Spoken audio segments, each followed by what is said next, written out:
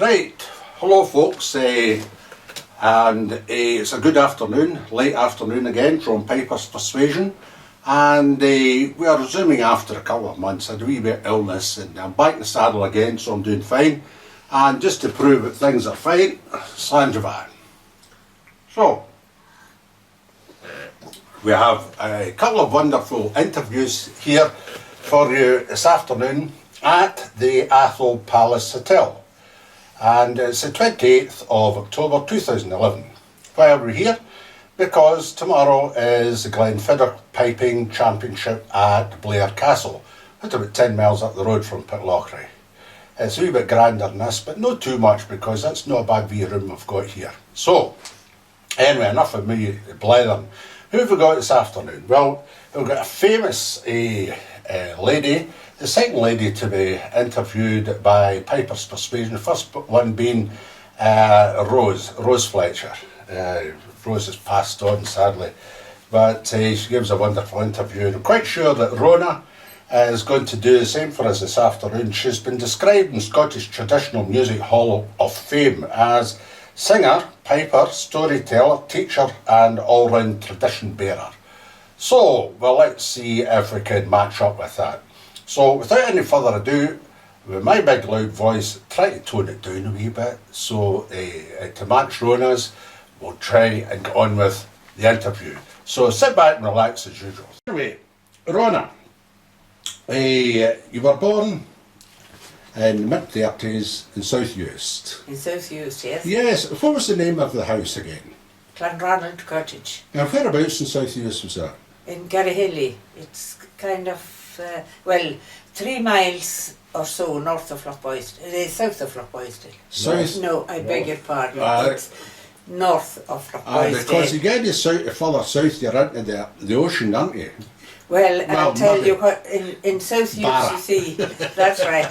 In South Uist, they say we're going up when they're actually going down. Aye, well, that's, south, they that's say. Typical South Uist, is Yes. it not? I spent a wonderful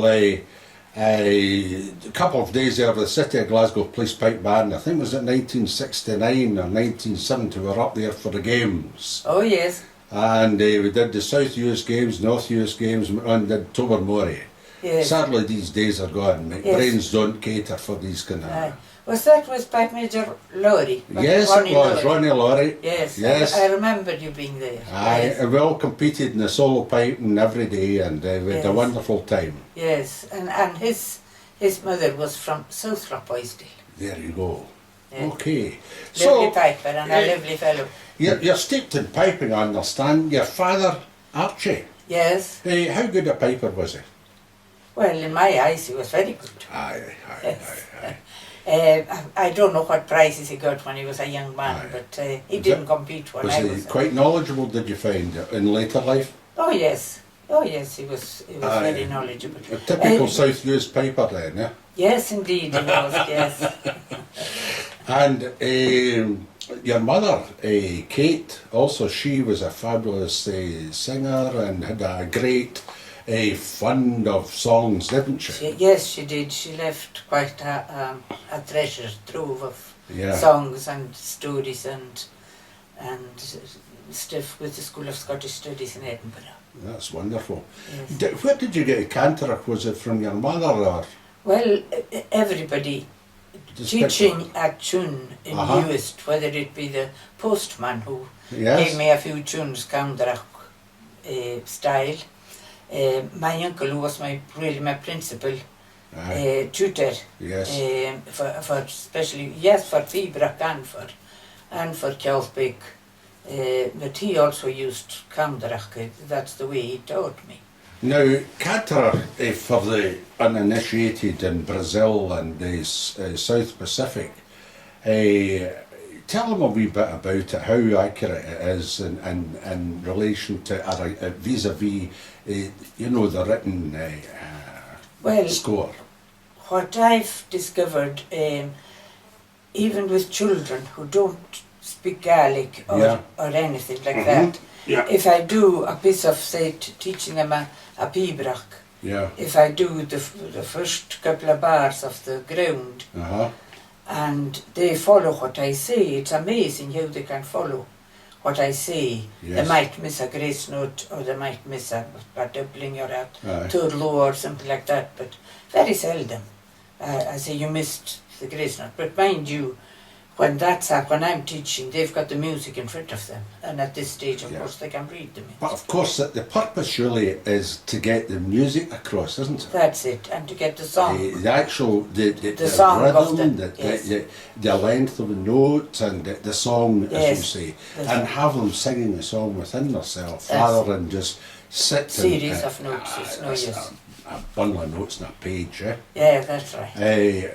So you spent more or less all your life with Cantara and Yes. bagpipes, and that's the way you grew up That's learning. right, Yeah? yes.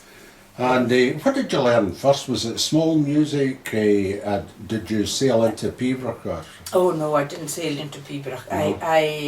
I copied my father and my brothers. Yeah. What I heard them do, I did by ear. Okay. And it was my Uncle Angus, my mother's brother, who started teaching me how to read the music and to do the grace notes and the doublings and the turlos and all the gear you need. But our local postman was a fellow called Willie Walker, who was a great piper. Yeah. And I'll never forget the first time I went for a lesson for the 79th Farewell to Gibraltar, when he played the first part for me. Yes. And I saw the first turlo played properly. Aye. I said, I'll never be able to do that. And he was making a haystack. Aye. And he sat down beside the haystack to have a smoke. And with Candrach, I had it before I went home that day. That's wonderful, that, isn't it? Aye. People snatch at toddlers, don't they? Rather than just let the whole thing unfold naturally. Yes, he showing me the third lower on the page. He said, you study the whole thing, you study that, and you go bum bum. Yeah, absolutely. And separate it out. Yes. And if then you when you master practice it it enough, slowly, it just builds up. Builds up. When you practice it enough, it comes out to it. That's the only way to teach people, really, That's isn't right. it? Yeah. It's a wonderful thing. There's various roads that have been dragged here in my head, but I think we'll stick with the relatives first before we move on. You know. Yes. So, you mentioned brothers there for an instant. Your brothers played pipes? Yes, my three brothers. Three? Three brothers, and yes. Were they older than you? Or? Well, my brother Neil competed. But my youngest brother Ronnie, he didn't compete. Okay. But he played in the army. Played in the Cameron Islanders. Okay. It was, Yeah. during his 2 years national service. Yes. And one of the boys in the band was Ian McFadden. Ah, there you are, eh? He was in the band at the same time as Ian McFadden. Ian McFadden, yeah. And I John McDougall? think, probably. Yeah? I think the pipe major was, Evan McRae was his pipe major for a while. And Willie MacDonald Ben Beckler, he was also with them in the band. Well, there you are, that's wonderful. Yes. Eh? And I just asked you off camera, your father had cousins. Yes. Tell me about them. Yes, that's John MacDonald and Roddy MacDonald of the Glasgow Police. The City of Glasgow Police Pipe Band. That's right, great pipe band. A wonderful pipe band. Johnny Rutchin, eh? Johnny Rutchin and Roddy. And they were more or less, they ran the band between them. Yes, well, they were quite famous. Yes. And I must say, Roddy was a fantastic teacher. Yes. A wonderful teacher. I had some lessons from Roddy, and John was he was a very good teacher, but he didn't correct you as if he always said, "Oh, you're playing well." But Roddy would correct you. Wasn't so critical, eh? It wasn't so critical, so you didn't get as much out of John as you got out of Roddy. John, just correct me here. He was pipe major. Pipe Pipe Major. John was Pipe Major. Yes, aye. Yes. And he was an inspector in Yes. the police. Yes, And he was stationed at Govan. that's right, yes. Now, I must tell you a funny story about him.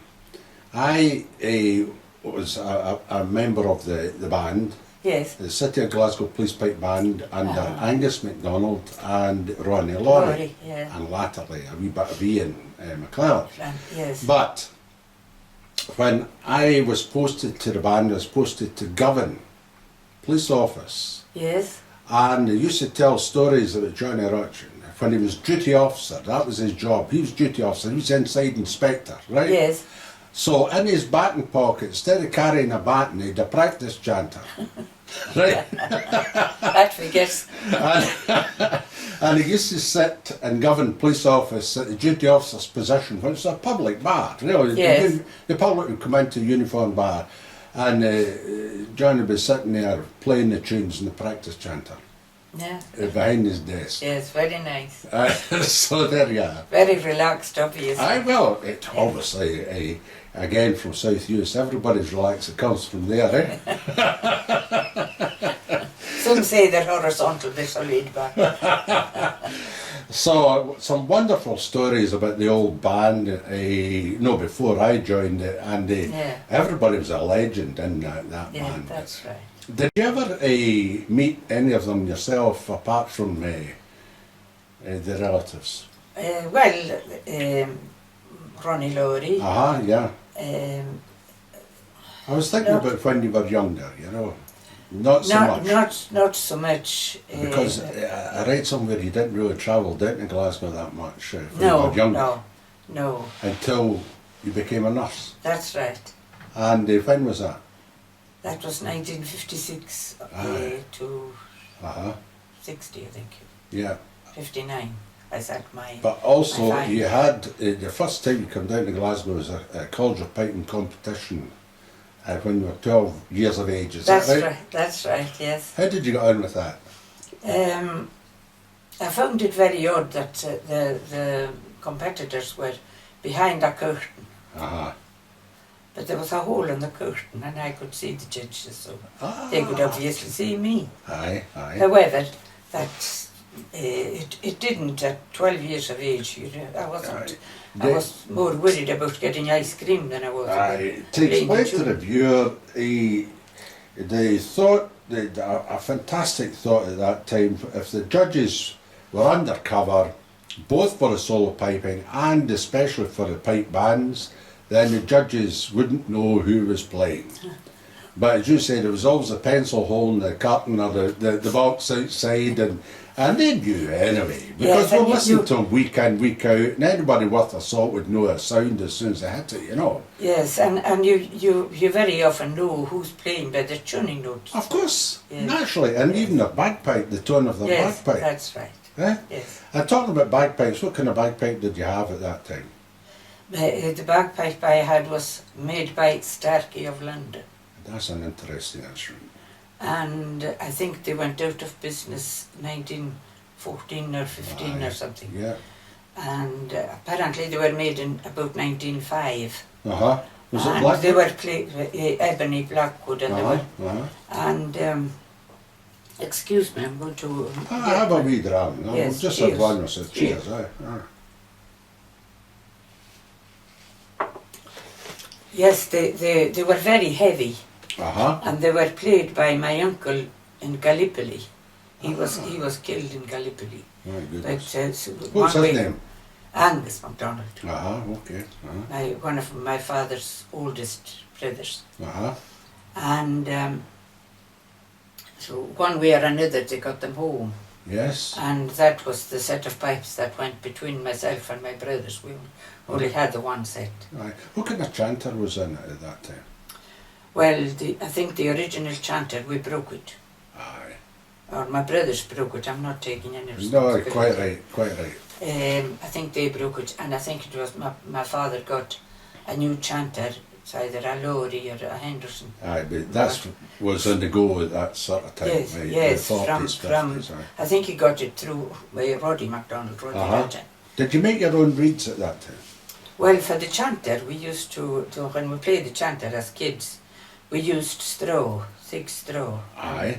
And it was quite terrifying after hearing a couple of ghost stories to be sent out to the stockyard to take in a handful of straw to find a piece in it to make a reed. Willie Morrison told us about that when Yes. he was being interviewed for Pipers'Persuasion. Yes. And fun enough, I spoke to Warnock of Ireland, James Warnock, who makes the latest sort of plastic practice chanterfleets, you know. Yes. And it was quite amusing to listen to Willie talking about plucking the grass. You knew Willie, of course. Oh yes, indeed, yes. What do you yes. know about Willie? Come on, tell us Well, some stories. he's a great... yeah, well, I haven't got very many stories about him because Aye.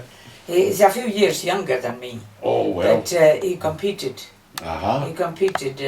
He competed with me. Mm-hmm. And... Good player, Willie. oh, absolutely. Aye. There was cousins of mine, Callum Campbell, Uh-huh. and his brother Angus Campbell from Benbecula. Yeah. Sadly, Callum was lost in that horrific storm Yes. used about 5 years ago. Yes, that was the Causeway. The causeway thing. Fred Morrison mentioned it in his interview, but I remember reading about it. It was a horrific storm, and it was over 100 miles an hour and Yes. blew them into the sea crossing Yes. the Causeway. Yes. But interestingly, is there a son that had got the gold medal there at the That's right, that's the first thing in at the mod. the Mod's gold medal? So That's right. I remember reading that just recently. It was last week or so. That's right. And so that's a wonderful sort of thing, just the family coming back into the fold and into the music again, Yes. isn't it? Yes. But was it his relative Angus Campbell that taught you, or no? Well, Is that a different one? yes, the Campbells, on the Campbell side, Uh-huh. my mother was Campbell Right, okay. and related to Callum Campbell, Oh, right, died in okay. the storm, Uh-huh. via my mother, Yeah. and of course her brother was Angus Campbell. Wonderful. My family, don't know if you'd call them, putting history behind them. Campbell married the MacDonald or the MacDonald. Oh my married goodness, that's a pretty dangerous thing, that, eh? It came together quite well. Aye, excellent, eh? So, that's you. How long did you go to Angus for lessons then? Angus, my uncle, Mm-hmm. oh, as long as I could, as long as I used to walk on a Friday Okay. down about 3 miles down to my grandmother's house where he Uh-huh. stayed, Uh-huh. and stay the weekend. I'd come home on a Sunday night, Uh-huh. and for going back to school. Aye. And started Pibrach about the age of 12, Uh-huh. and couldn't understand a thing about it. I was saying to myself, why am I trying to do this? And That's a mystery, really, isn't it? Yes. It's like Guinness, it's an acquired taste, isn't it? Anyway, I persevered Uh-huh. because of his encouragement, and he said, it'll come to you, you'll get it, don't you worry, you'll get Yeah. it. And I used to take the book with me Uh-huh. to bed Uh-huh. with a torch Right. and look at it with a torch, and my mother used to give me a bad time Aye. because she said, you should be asleep, but you should be reading your prayers and not Oh, should be reading a well, prayer yeah. book and not that stuff. Aye. But anyway, nobody discouraged me or anything. And I think more or less it came. My first tune was Macintosh's Lament. I was going to ask you about this. That's a long tune. It's That's quite a long boring tune. after the ground, really. It's It very is. repetitive. It's isn't it? very, very repetitive, but I think that's why he gave it to me, because Aye. once you get the ground, it's Oh, you easy can for you memorise to- it in 5 minutes, really. That's right, you Aye. can get the rest of it. Aye. And that's probably why he gave it to me, and there's a lot of exercise. What do you think of Alan MacDonald's version of that one? I think it's nice. I like it myself. Yes. And I think it brings a freshness to the whole tune and a wee bit more meaning to the thing, you know? yes, and himself and Margaret Stewart, Aye. they did tremendous things with the songs, the Yes. Pibrach songs, Aye. and Alan playing Yeah. the Pibrach, as it was a way back before Glen Yes. Chiefs and folk like that changed. Uh-huh. But that's absolutely wonderful. So, you eventually met your husband Tony, Yes. and you got married, and Tony's a sailor. Yes. Tell us about that and piping abroad. Well, I'll tell you, I don't know if it's a funny story or not, but I think he wrote to my father to ask for my hand in marriage. Okay. And he got a letter back from my father. Why did he want to marry his wandering piping daughter? And there was only one Scotsman on board the ship at the time. And he went to see this Willie Cameron. He was a radio officer from Aberdeen. So he was wondering if this was a Scottish saying or what was it. Yeah. And the Scots fellow, Willie Cameron, his pal, he couldn't enlighten him, so we got married, and Tony never knew that I could play the pipes. Wasn't I devious? So when did Tony learn that you could play pipes?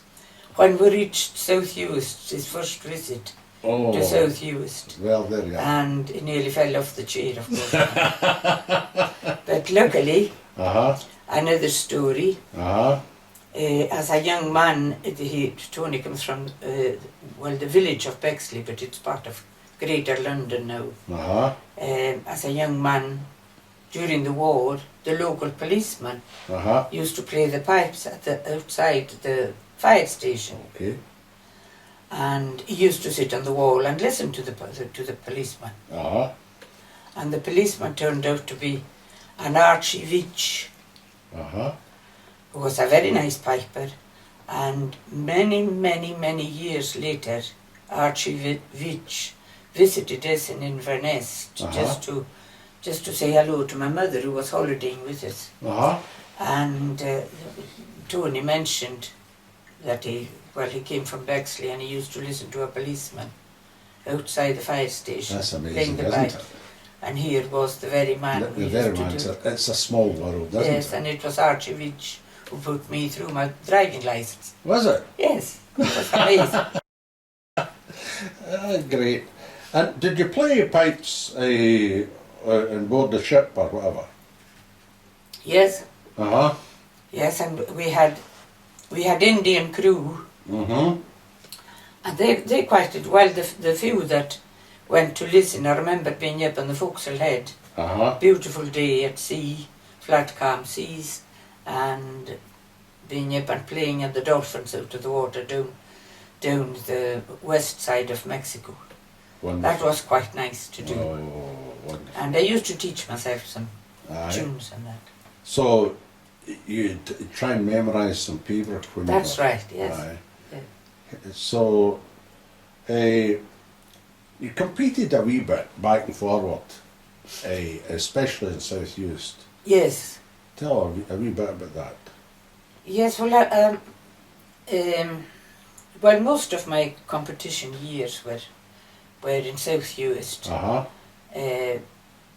But in those days, most of the pipers, South Uist was very important. Big games. Big games. Oh yes. For all the pipers, and it was very nice to get the opportunity to meet these people like Donald MacLeod and Mickey Mackay and Archie McNabb and Ronnie Morrison and Fred Morrison and Seamus McNeil.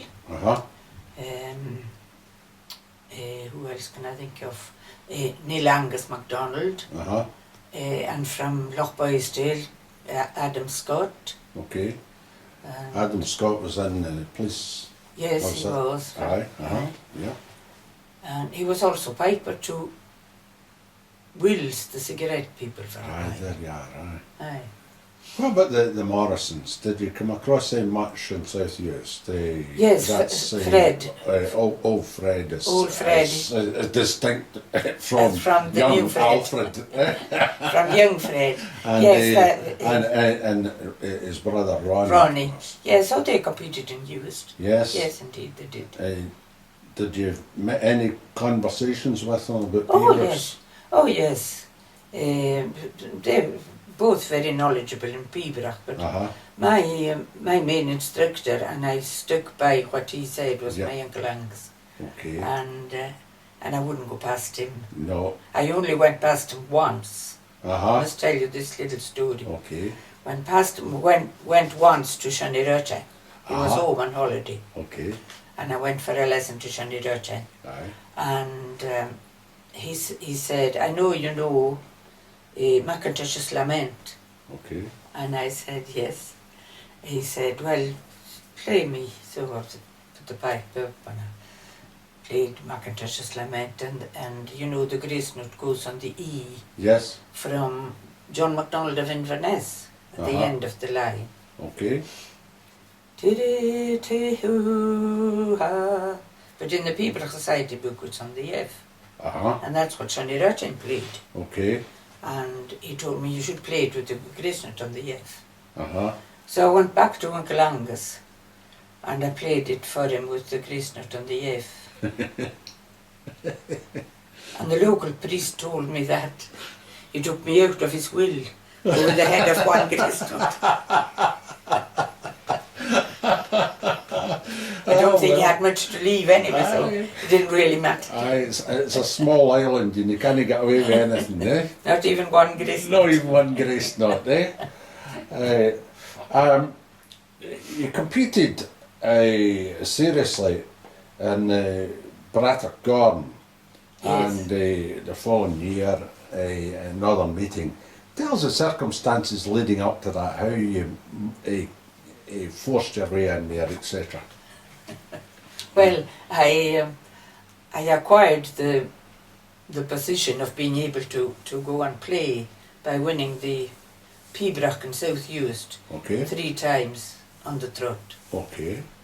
And therefore you won a place to go and compete at the Pipers'Persuasion. But little did I know that women were not allowed to play in the Pipers'Persuasion. Okay. Not at all, no matter what you won. And of course I wasn't allowed to play in the gold medal or Cowell or Galshire Gathering, Northern Meeting. None of that was open to women. My goodness. And so, but I submitted my name and I sent my £3. Okay. You had to send £3. Aye, aye. Then, to cut a long story short, I never sent back my £3, by the way. Anyway, Anyway, I got a phone call from one of the pipers going to the competition. What number was I? You know, what was my... They had done a draw. And I said, I haven't got a number. Oh, he said, they must have forgotten to send you a number. You better phone up. So I phoned up. And I was ages and ages trying to get somebody to talk to me from the committee of the Pipers'Persuasion. Okay. Of the Piping Society in London. And eventually a lady called Mrs. Caution came to tell me that that she was very sorry that I would not be allowed to compete. Oh. So that was the end of that year, but we started quoting the Sex Discrimination Act. Quite right. Had come into just had started coming in, yes. Yes, and they changed the rules to allow ladies to compete. And of course they had to change it then at their Galshire Gathering and Northern Meeting as well. Yes, so did you get a tune at the Brattock Garden? I got the following year a tune at the Brattock. And what did you play? I got A Kiss of the King's Hand and I got no prize. Don't well, bother asking. Hey, it was good enough letting you play without giving you a prize as well. I mean, that's just too much, isn't it? Probably. I remember that it was... Did you play a nice tune? Well, I thought I did. Aye. There you are. I remember it was a South Uist man who won it though, Donald Morrison of Aberdeen. Oh, well. From Lochainerton. They just put Donald in there so you wouldn't complain, eh? I don't think I would complain anyway. Well. And how did it go the following year then with the Northern Meeting? What happened there? Well, that was quite interesting. I arrived, I was dressed as a Highland dancer would with a a waistcoat Okay. and a frilly blouse Uh-huh. and a frill round my wrists. Yes. And the kilt. Mm. No sporran, Yes. no skin do, no, No. none of that. I wore None the of- kilt like a yeah. skirt. Mm. No bonnet. Uh-huh. Okay. And before I went up to play in the marches, Aye.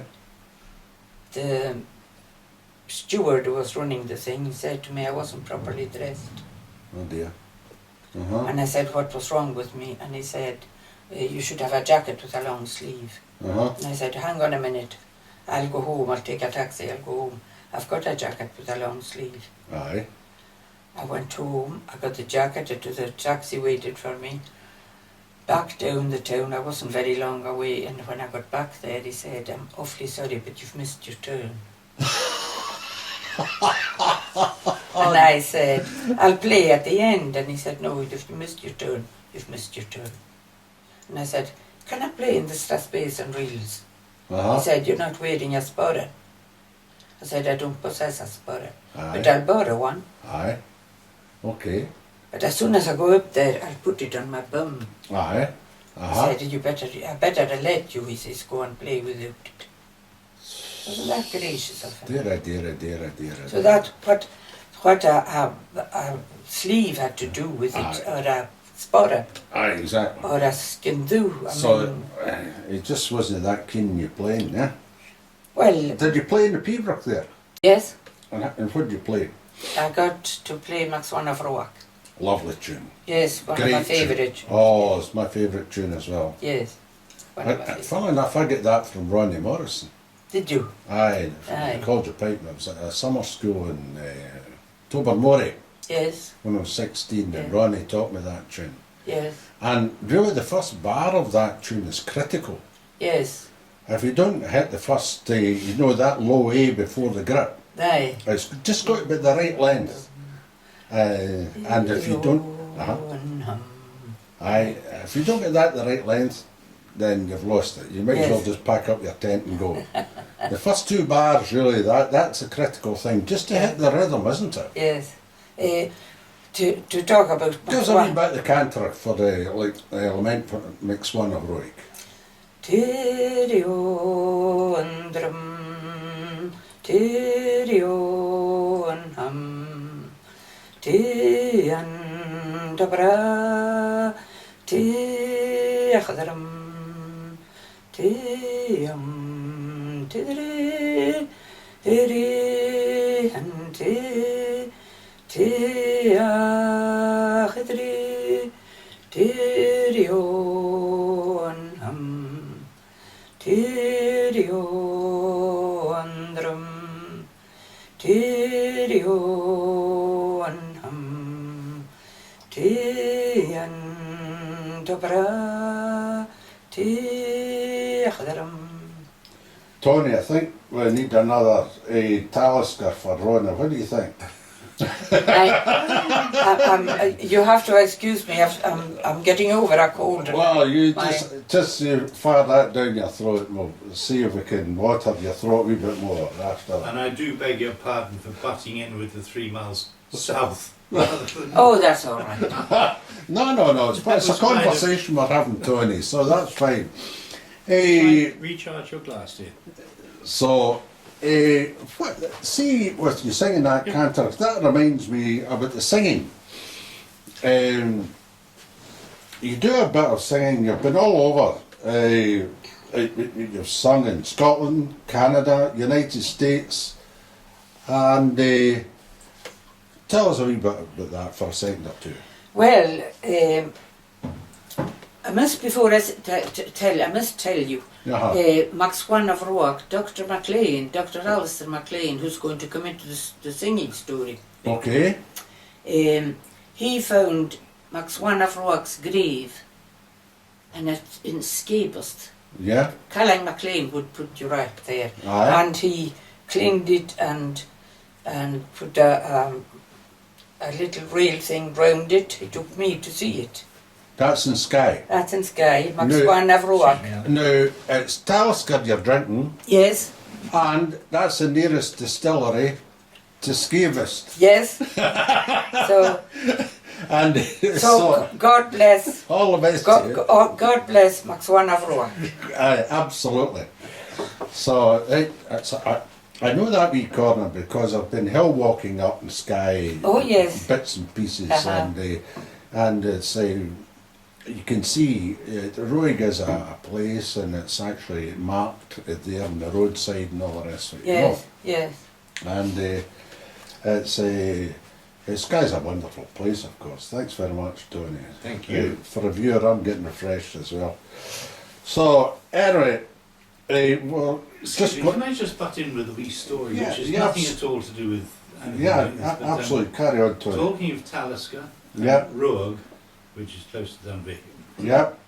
excuse me, I sailed at sea with a young junior engineer Mhm. from Rogue.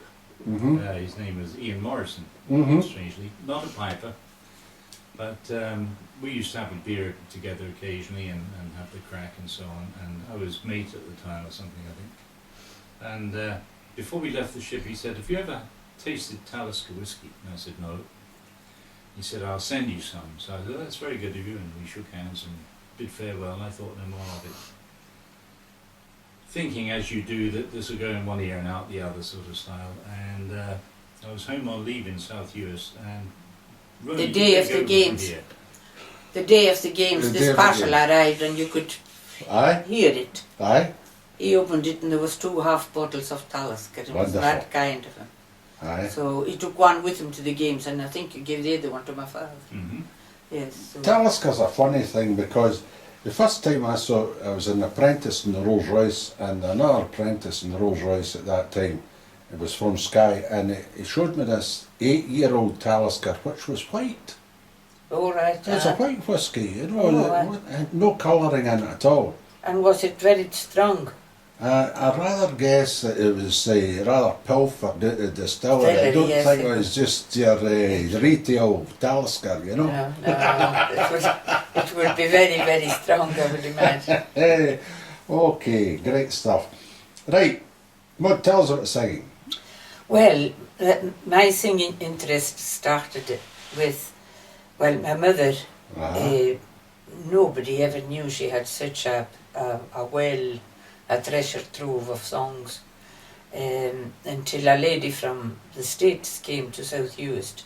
Aye. And anyone who was looking for anything, and for anybody or any stories or anything, they were always directed to Dr. McLean's house, our local GP at the time, and our local anaesthetist and our local whatever. He was a very important man in our lives. And this lady, Polly Hitchcock was her name, she was sent to Dr. Allister's house, and Dr. Allister was speaking to my father and said, "Rhona will come up and entertain her with the pipes." I would be about 13, 14 at the time, and off we went. My father came with me to tune up and all that sort of thing. And in the course of conversation with this lady, she mentioned walking songs and love songs and stories and stuff, and my dad said, "Oh, I think my wife Kate knows a song or two like that." So my mother was sent for, and she started singing.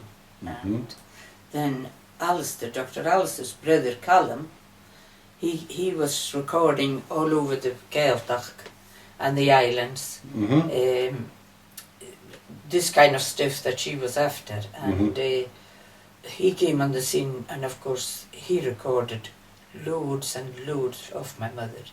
Right. And my grandmother came into the thing then, Okay. and my dad, and that's how. And of course, I used to be in the choir sort of thing, in the backup at these Cayley's. There was nothing very formal about it. Yeah. It was always just a Cayley where you had the doctor was always giving them a dram and reading out fantastic teas and home baking, and the conversation went on and singing went on, and various other people doing the same singing as well, and all of that wonderful stuff went off to the School of Scottish Studies. And after Callum MacLean came Don Larch MacDonald, Yeah. He also collected of my mother. And I took the songs are so old and the tunes are so beautiful. Yes. That I took a great interest in them and heard them so often then that I was picking them up. Yes. There was one thing about me, it was very easy to teach me a tune. I've been like that all my life. It's easy to teach me a tune.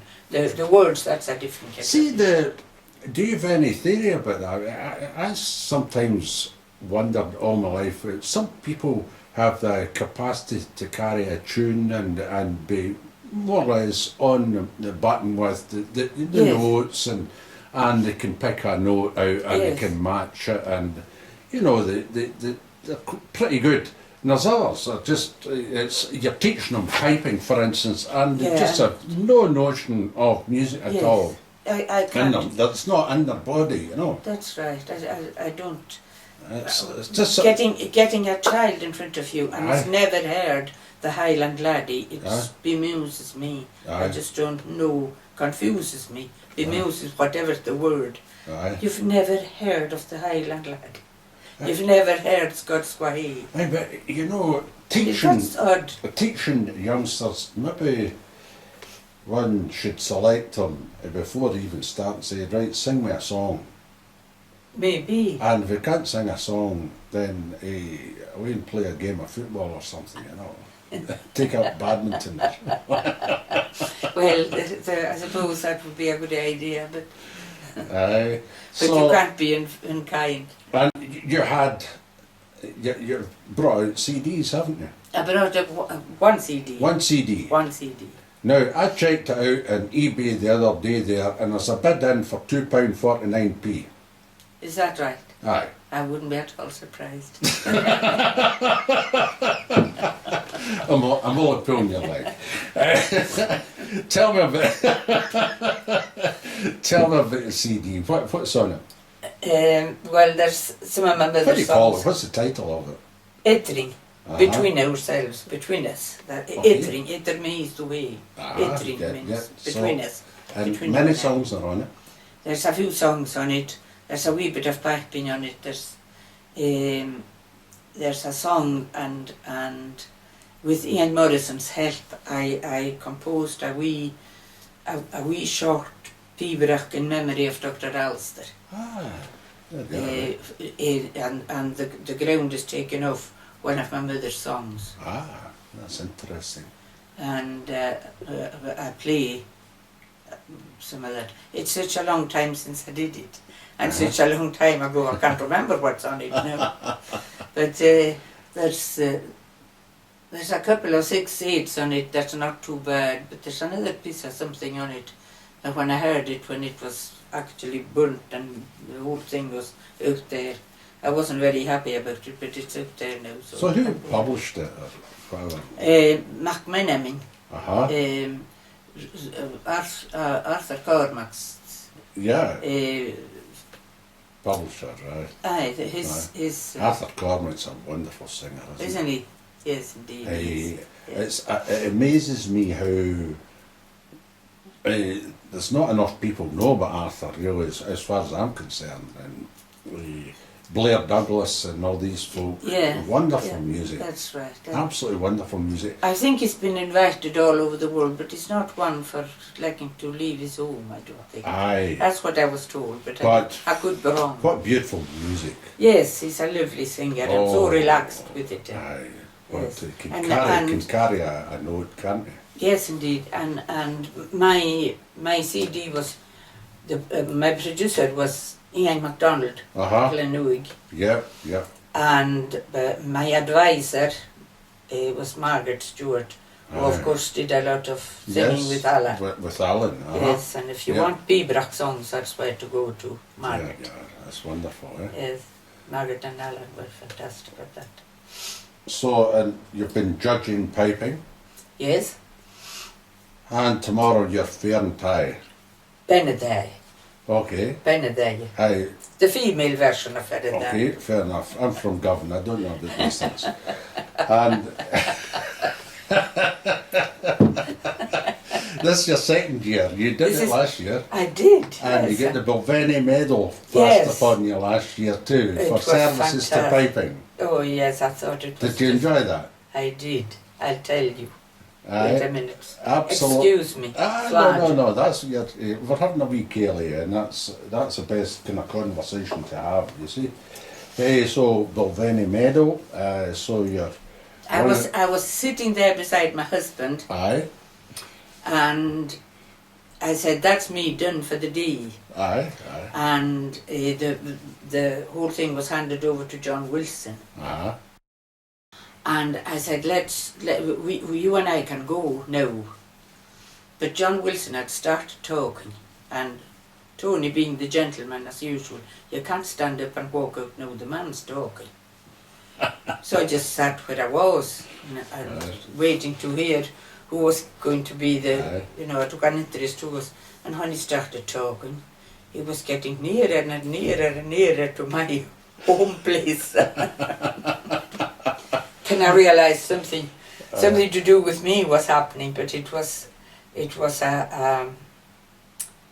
very, it pulled the strings of my heart, I'll tell you it did. That's wonderful. Yes. That's wonderful. And you've put a lot of yourself into teaching piping and songs, possibly. I don't know. Yes, I thoroughly enjoy that. Go to Fashion for Fish Rush. And Inverness, Betty Hill, Allapool.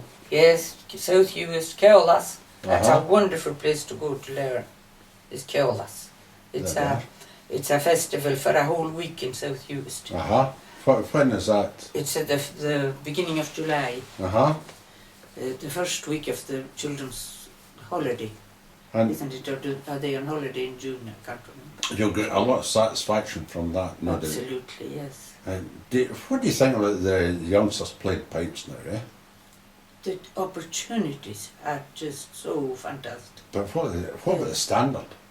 Oh, the standard's great. The standard's great. Where's it all coming from, Well, you see, I don't know about you when you were young, but if you didn't have it in you, it wasn't kind of pushed, was it? No, it wasn't. No. That takes me back to your earlier comment about Johnny Roach. And, they would sit there and they wouldn't sort of He wouldn't pick out criticise. holes in your, No, he was too nice. No, whereas now we're up on our feet and we're right in folks' faces and we're saying no. Yes. And they get the music and get the technique and everything else and practice and we'll tell them how to practice and everything else. And I think, it's a lot of that going on. Yes, and the children admit nowadays, well, I didn't get to practice because I had exams in school, or I fell and I hurt my hand, or I had a cold and I couldn't blow, but they still come for the lesson. Which is very encouraging. The standard now, you listen to teenagers and all the rest. What they can do with it, chanting. We never did anything like that. No. Not couldn't you? No, even within 5 mile of that, No. I mean, we thought we were doing fine with 2 or 3 marches, spades and drills and a couple of pavers and we're the greatest and all that. You hear this folk now, it's embarrassing, It is. It's amazing what they can do. Exactly. But Tony sometimes says to me, well, I think they're losing a bit of the music. And of course I agree with him. On the other hand, it might be, are we jealous that we couldn't do it if we can't? Oh, we're absolutely jealous. There's no doubt about that. Yes, the kitchen piping thing, yes, absolutely. Yes. Some of them are going far too fast, mind you. But I think of our generation, we tend to worry about the march of spades and reels, don't we? Yes. Where they're going. You had to have the phrasing so well, and you had to have. You didn't. The music was brought out, and oh yes, it was. And the pulsing and everything else. It's like when we're talking about paver a moment ago with Cantor, a lot of folk are just reading this March of Spades and Reels off the boots again, and they're now maybe just getting the tuition as to the finer points of how to bring out the music and the tempos and the phrasing. Well, I was a few weeks ago. I was at a little mud in Barra, Aye. and there were children playing there in front of me, and there was one girl. I won't name it because she probably will be embarrassed. In fact, I can't remember her name anyway. But, Aye, okay. she played Donald MacLean's Farewell to Oban. Mm-hmm. I was saying to myself, that's a lassie who's going to go far, Uh-huh. because the feeling she put into that tune, Yes. which you hear among children all the time, Aye. but she put feeling into it, Aye. that there was no doubt who was going to get the first prize, you know. Yeah. And there was another little girl. She was a Barra girl, the first girl, the Donald MacLean Farewell to Oban girl. I think she was from North Eust, and there was another little Barra girl. She was equally as good, and the big drum was almost as big as the Aye, it's amazing, eh? Here, I meant to ask you earlier, what about that South Eust bagpipe, the big flat high A that you used to always play? And everybody played that in South Eust. That's rubbish, they never did. Aye. No, they never did. Nobody played anything flat. Us guys for Govan, we knew all about it. We played a higher pitch than the top I band don't did. care what you played, nobody was flat in South Eust. Maybe there would be the odd flat practice chanter with the corn as a reed. Maybe that would be a bit flat. Rhona, it's been wonderful talking to you, and thanks very much for your time this afternoon. You are one of the people in this world that knows how to put the song into the music. Thank you. Do the song and the music into the piping, and link up the whole lot and bring life to music. And thanks very much for Thank you very much to be for Cayley inviting. this afternoon. Thank you. And Slán Javan, thank you for the drama. All the best.